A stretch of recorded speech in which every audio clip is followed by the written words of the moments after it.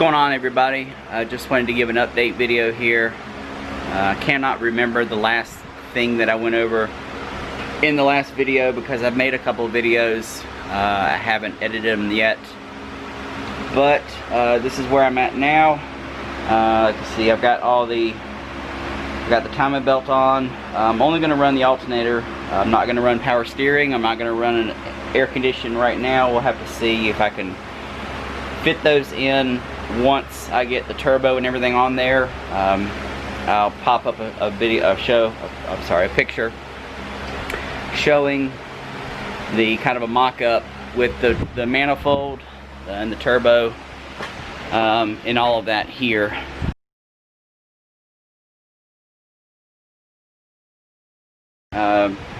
Just got it sitting here on a little workbench.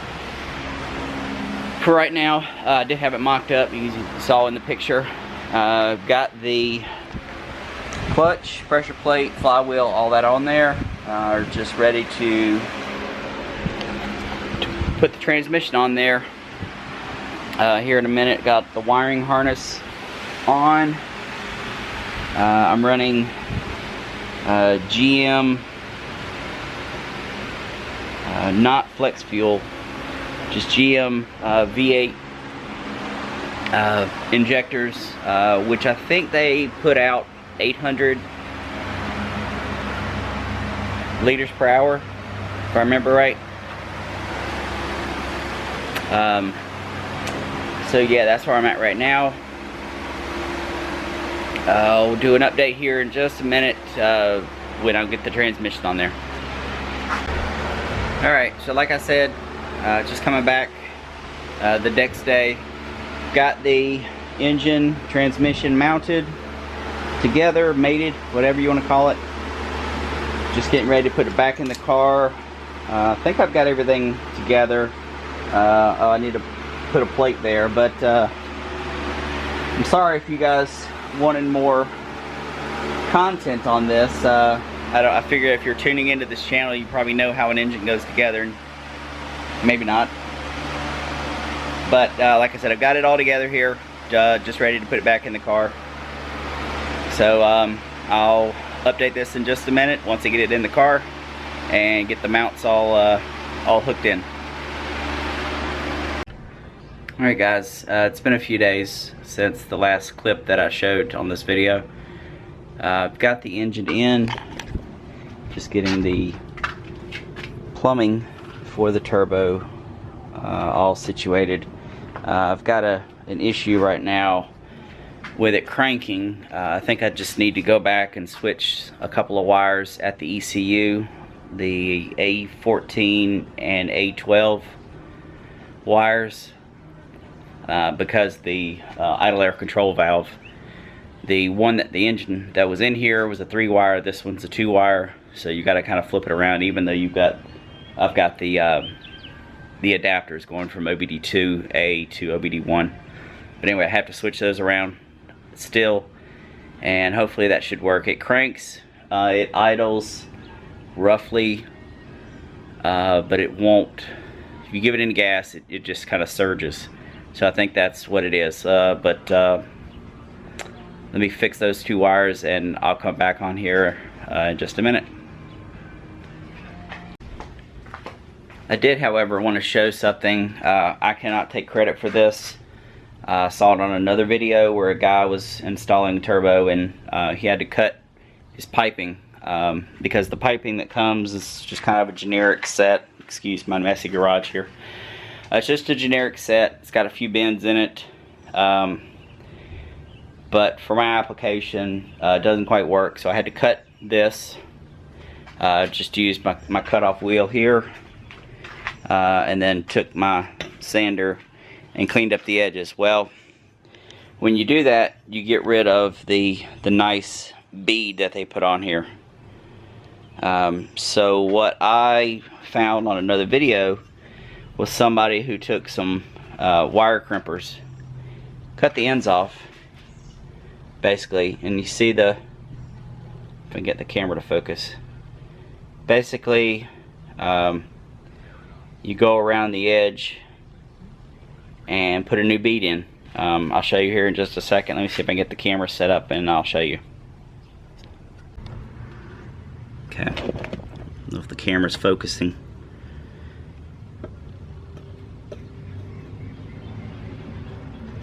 But basically, you just put this on here.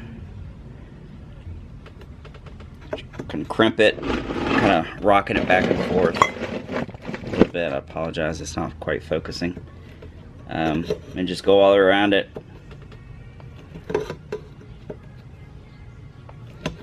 So, if you can see the little bead that it's putting on there, and it's actually a pretty good bead. It's probably larger than the one that the piping came with.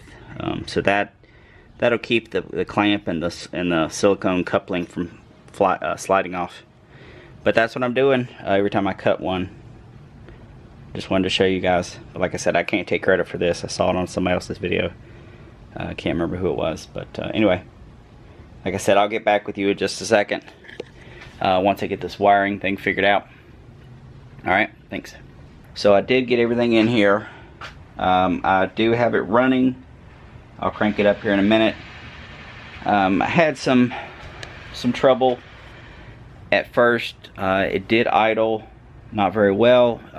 It shut off when I gave it any gas, or it was idling so low that it just decided to shut off. I went round and round, checked all my sensors. One of the things turned out to be the map sensor and the idle air control. The wires were flipped basically. So I reversed them. I'm sorry, not the idle air control. The map sensor and the throttle position sensor. Those two were switched. The connectors are exactly the same, but because I used the old wiring for the D16Y7 with the D16Z6, the positioning of those two sensors is different. This is the Y7. The map sensor's on the back, the TPS is on the side. Where on this, it's the map sensor's on the top, the TPS is on the side here. The wiring would only reach so far, so I assumed that it was correct at first. But like I said, it didn't idle very well.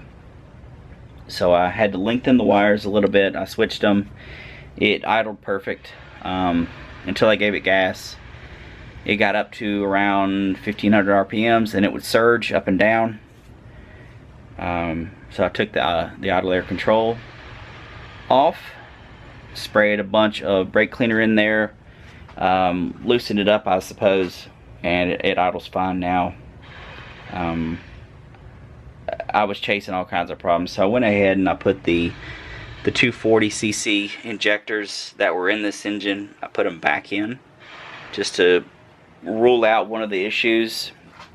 I've got the injectors out of the LS V8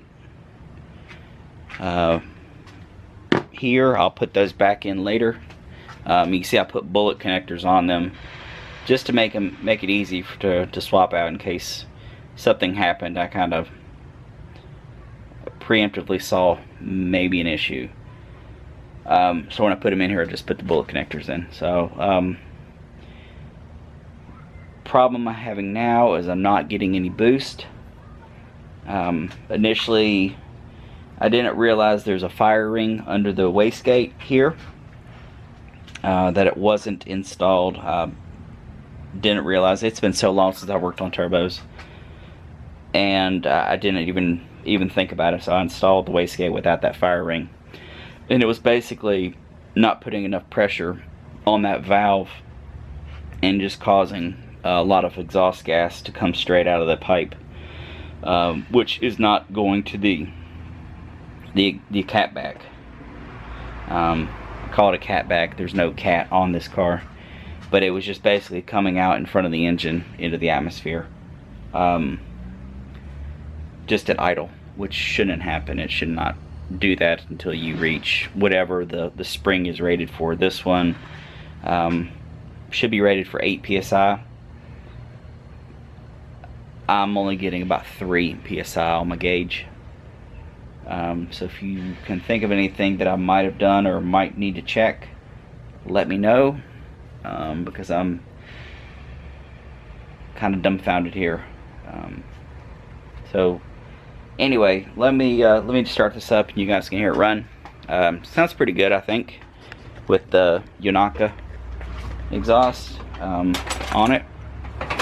It's 2.5 inches from the downpipe here. So actually, once it, because this exhaust is made for this car, the CX, I guess it chokes down to 2 inches for 2-3 inches of exhaust, and then it goes back up to 2.5 inches. I just decided to leave it rather than cut it off and put the 2.5 all the way out. I don't think it really affects anything, just for those a few inches. So let me crank this up.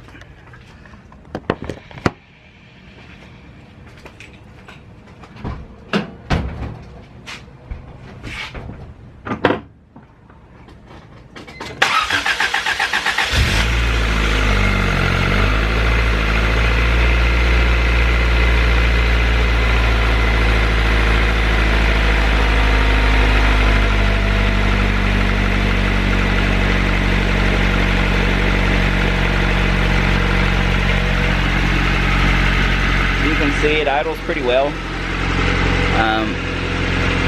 Yeah, not getting any exhaust coming out of the wastegate tube.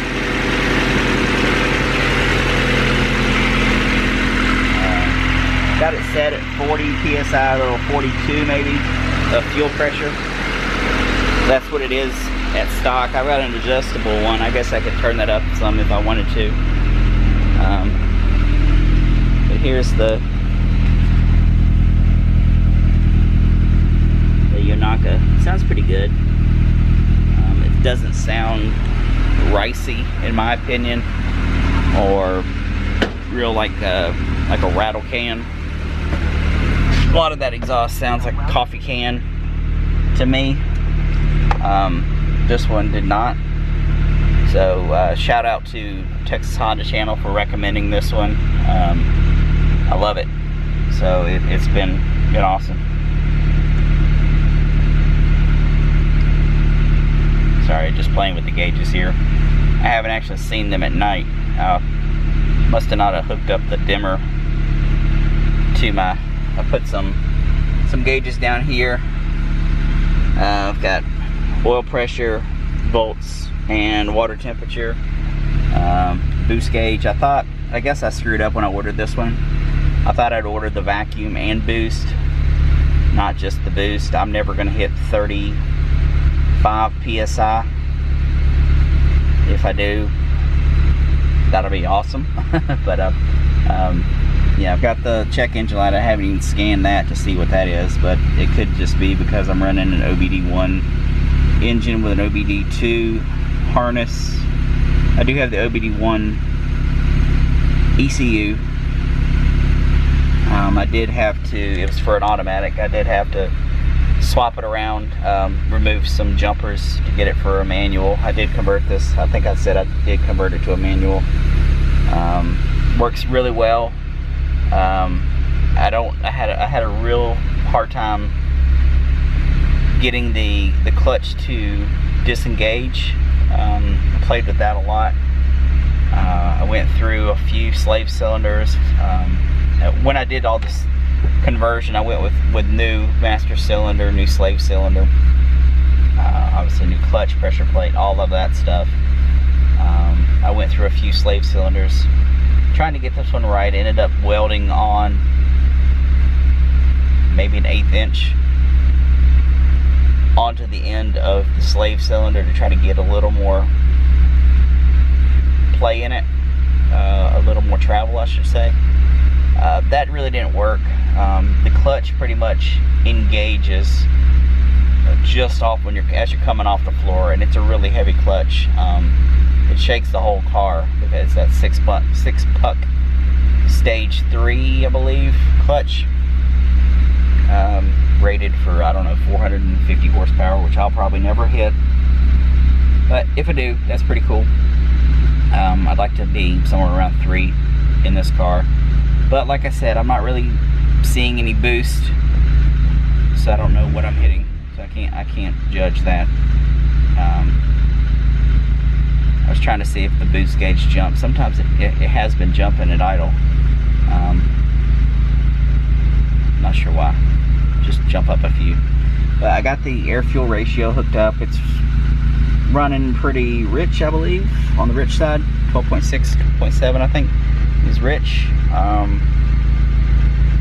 don't know. There's a lot of schools of thought about that.